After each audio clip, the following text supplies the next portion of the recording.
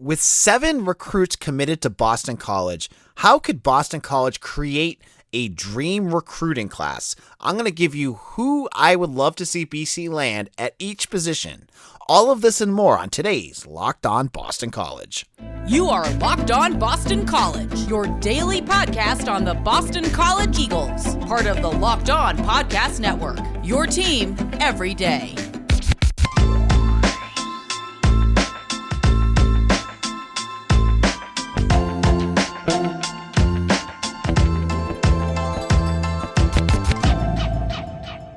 This is Locked On Boston College. Happy Recruiting Wrap-Up Wednesday. Now, it's been a little quiet on the BC recruiting front as players have started to jockey for their official visit dates. BC has set up their camp dates. A lot of news going on that end, but there hasn't been a lot of commitment news.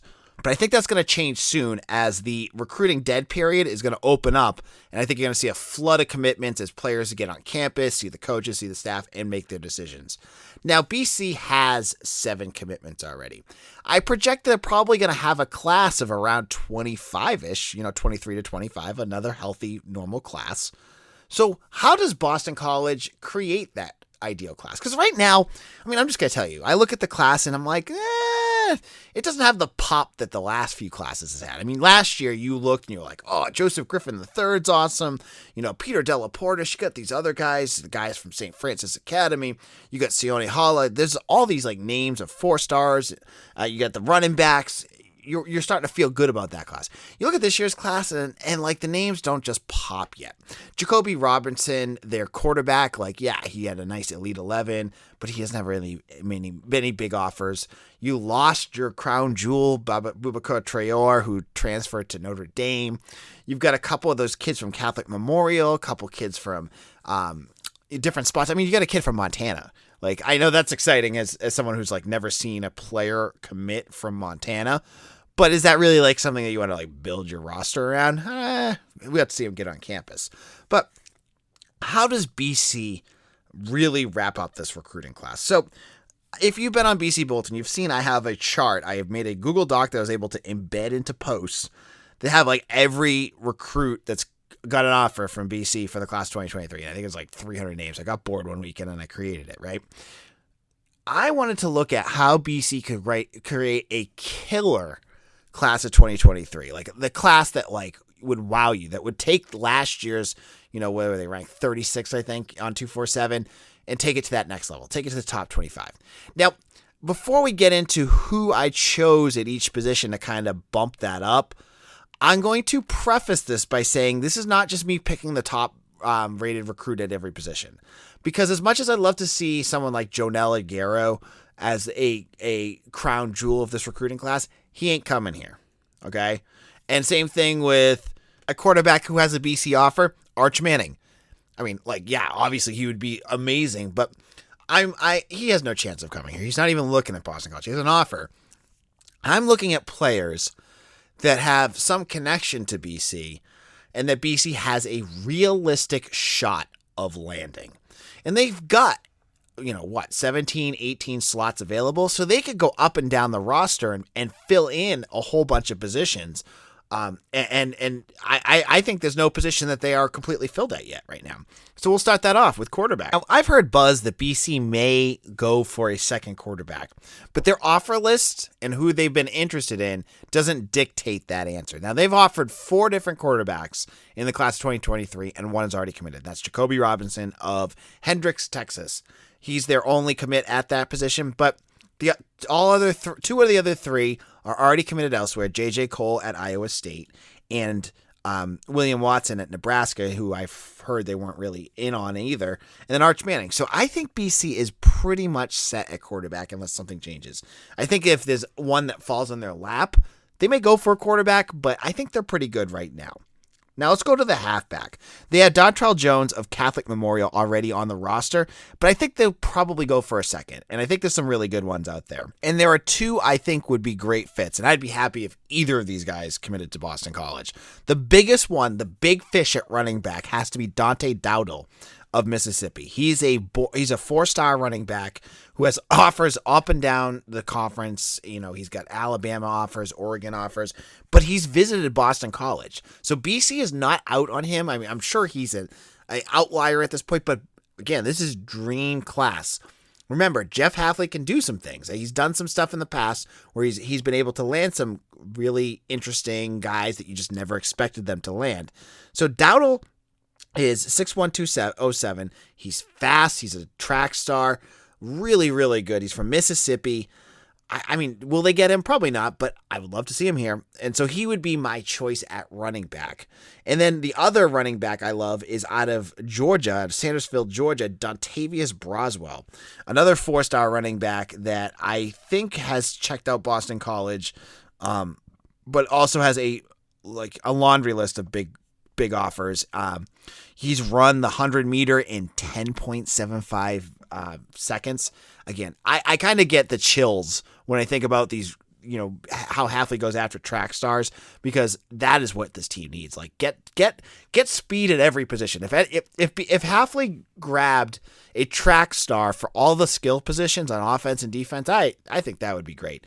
I mean, we got Nito Akpala on the defensive side that's a track star. You got Jalen Williams at defensive back. Let's get some running backs in there too. Really get some speed in. So Dontavius Braswell is the name you're going to want to watch for. That's the running back I would love to see Boston College land. Now at wide receiver, Boston College has one committed player for the next class, and that's Jaden Skeet out of Catholic Memorial in Massachusetts. Good wide receiver. And I think he's a good local get for BC, especially given where they currently stand with some of the other local recruits. But I'm going to go with another local recruit for my dream. And this is one that I think BC is in decent shape with, and that is Ronan Hanafin. He's a wide receiver out of Cambridge, Massachusetts. He goes to Bucknell and Browns and Nichols, And he is a high 3-star. He's got to be a 4-star. I mean, the dude has offers from everywhere. Alabama, Ohio State, Notre Dame, Michigan. He's all over the place. And if you want to get one of these elite Massachusetts recruits, because BC is not in good shape with Jonell Aguero. They already lost the tight end, Rapellia, to Penn State. Your Samson Okanlola, I mean, we'll talk about him in a second, but I think Ronan Hanafin, if you want to talk about getting a good, solid local to kind of be that crown jewel of this class, he would be it. And I don't think BC is out of the running with him. I think they got a lot of work to do here. But again, this is my dream class. This is the class I'd love to see. So he would be one. If he does not, the other name that I like and I think would be a good fit with BC is Logan Lester out of Kenwood Academy. Now, that's in Chicago, Illinois. It's also the home of Lewis Bond and Dante Reynolds, 2 wide receivers BC already has on their roster. Why I like Lester? He's 6'3". I would love to see BC get a little size with one other wide receiver in this class. You get a lot of guys that are like 6'0", 5'11". Get some length out there. Get a CJ Lewis type. Get a Taji Johnson type with this recruiting class.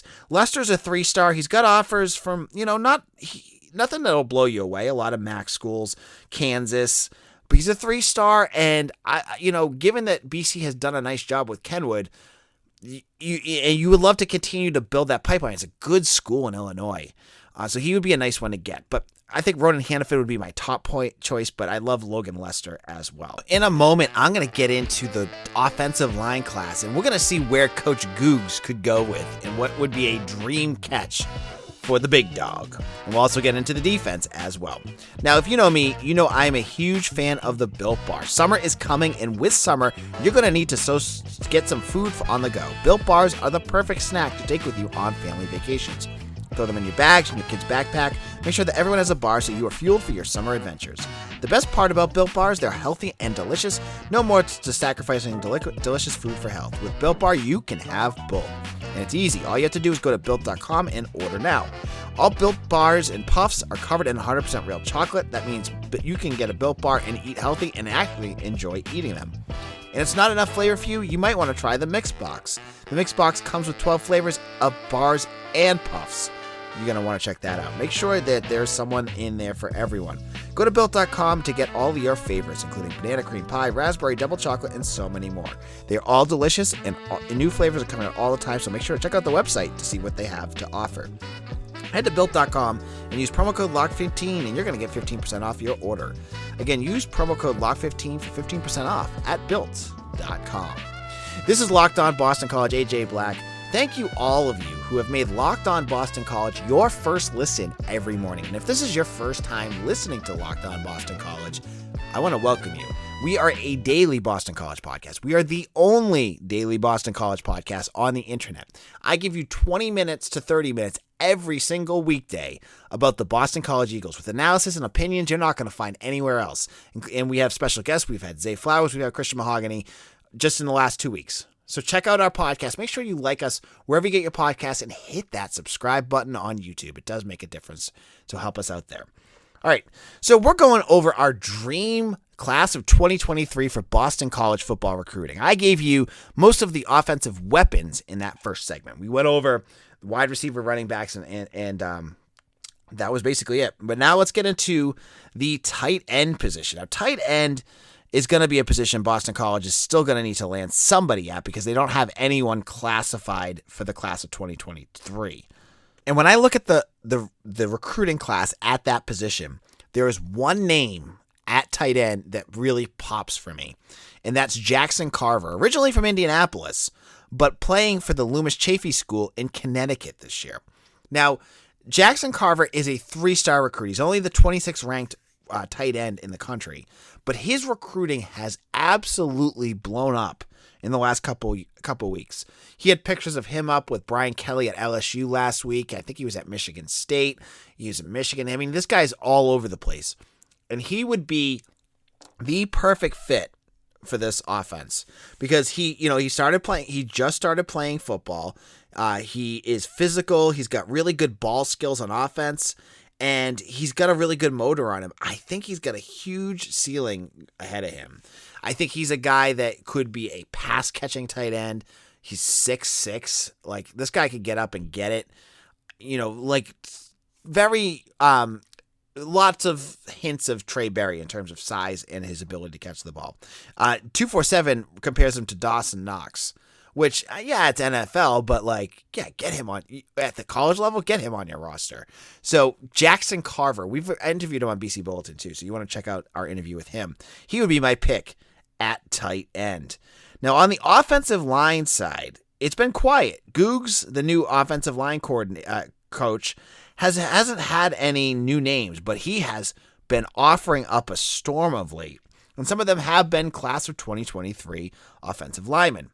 So with Googs, who are some names that I would love to see BC land? Now, the first one, we're talking dream here. This is dreams we're talking about here, is Amir Herring. You want that 4-star? Here's your 4-star. He's from West Bloomfield, Michigan. He had BC in his top 8 with a bunch of other, the Big Ten schools like Penn State, Michigan State. So BC's in with some really serious company. But he talked very highly of BC when he interviewed with Rivals.com.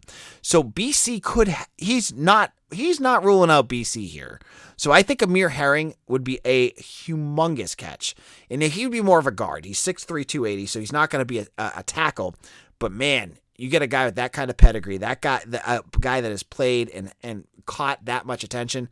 Give me him on that roster right now. 2023, Amir Herring would be my offensive lineman. All right, and then our other offensive lineman, there's a lot of them. Googs has got some chances out there to get some really good guys. So I'm going to pick 2 offensive tackles that I really like. The first one is the dream. It's the one that would be the crown jewel of Jeff Hafley's career. This would get you past C.J. Burton. This would get you past Sione Hala. Any guys that they've received in the last 5 years, 10 years, 15 years. Heck, since Brian Toll. And that would be Samson Okanlola from Braintree, Massachusetts. He is the 30th ranked recruit in the entire country at any position. He's a 5-star. When has BC ever landed a 5-star? And yeah, the odds are low, but BC still has had him on campus. BC has connected with him. They're not out on Samson Okanlola. I think they actually get him. No. But is he the dream? Yes. He would be the absolute crushing catch for BC. This would be the one where you would see me going out there going crazy over this one because it would be a massive get.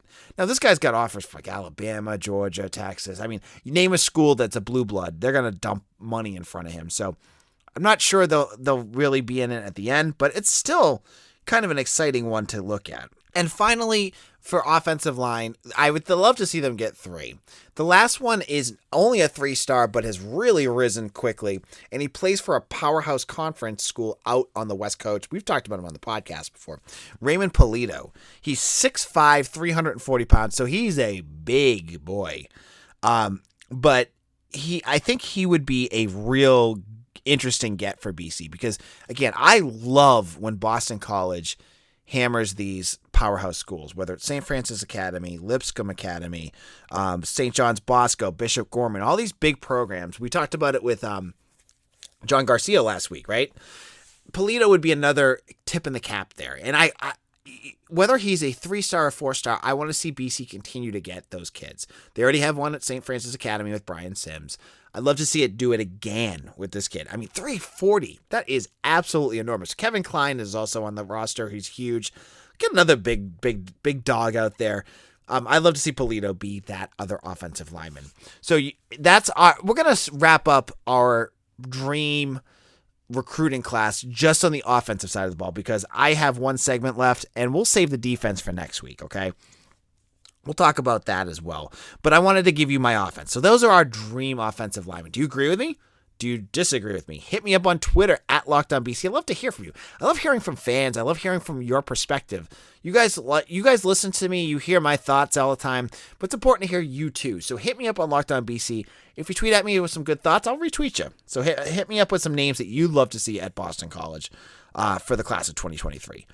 Now, in our final segment, the transfer portal has been an area of news for 2 years now throughout the entire offseason. But recently, the NCAA is making a move to make that window even shorter. We'll hear a little bit about that in our final segment. Now, Rock Auto is the place that you're going to want to go.